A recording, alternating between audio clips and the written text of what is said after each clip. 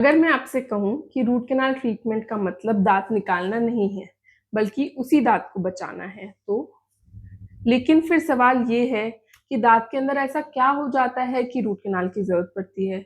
और root canal में dentist actually करते क्या हैं? चलिए आज एकदम सिंपल लैंग्वेज में समझते हैं रूट कैनाल ट्रीटमेंट क्या होता है और ये आपके नेचुरल टूथ को कैसे सेव कर सकता है। पहले समझते हैं प्रॉब्लम होती कहाँ है।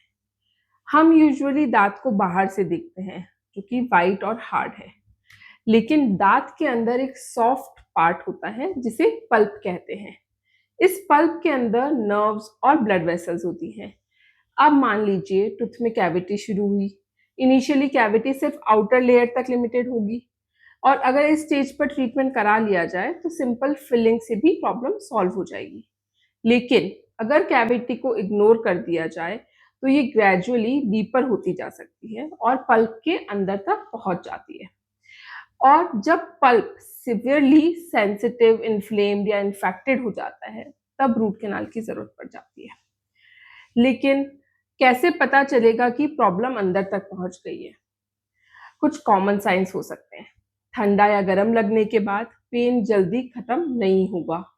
रात को टूथेक होना, चूइंग या बाइट करने पर पेन, कंटिन्यूअस या थ्रॉबिंग पेन, गम में स्वेलिंग या पिंपल जैसा बम्प आ जाना या कभी कभी टूथ का कलर डार्क होना।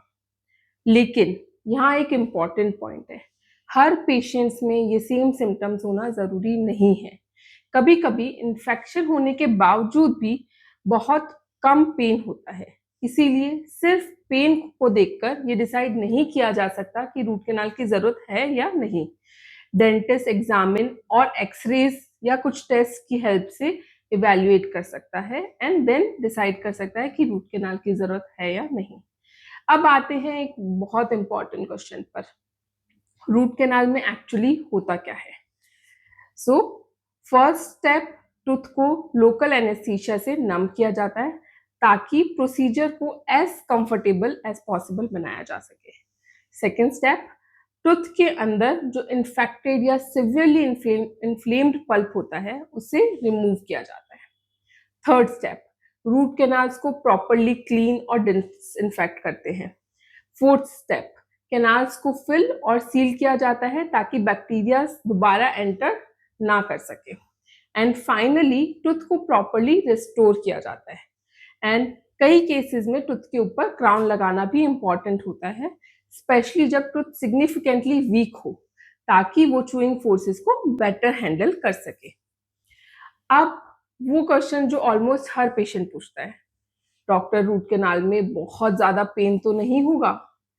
डेंटल ट्रीटमेंट को लेकर नर्वस होना बहुत नॉर्मल है, लेकिन मॉडर्न डेंटिस्ट्री में लोकल एनेस्थीसिया और प्रॉपर टेक्निक्स की हेल्प से ट्रीटमेंट को बहुत कंफर्टेबल बनाया जा सकता है।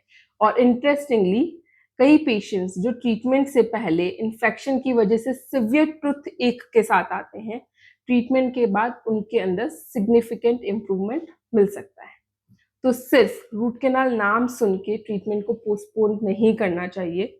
तो नेक्स्ट टाइम जब आप रूट कैनाल ट्रीटमेंट सुनेंगे, होपफुली आपके माइंड में सिर्फ पेनफुल ट्रीटमेंट नहीं आएगा और आपको याद रहेगा कि रूट कैनाल का पर्पस टूथ को निकालना नहीं, बल्कि इन्फेक्टेड या बैडली डैमेज टूथ को ट्रीट करके उसे सेव करना है।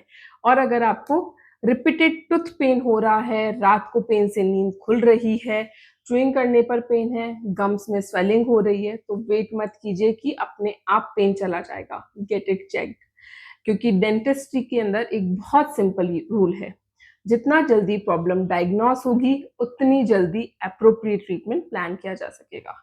अगर आपको ये वीडियो हेल्पफुल लगा तो please like, share and subscribe जरूर करिए एंड कमेंट्स में बताएं रूट कैनाल ट्रीटमेंट के बारे में आपको सबसे ज्यादा बड़ा डाउट किस बारे में है। Thank you.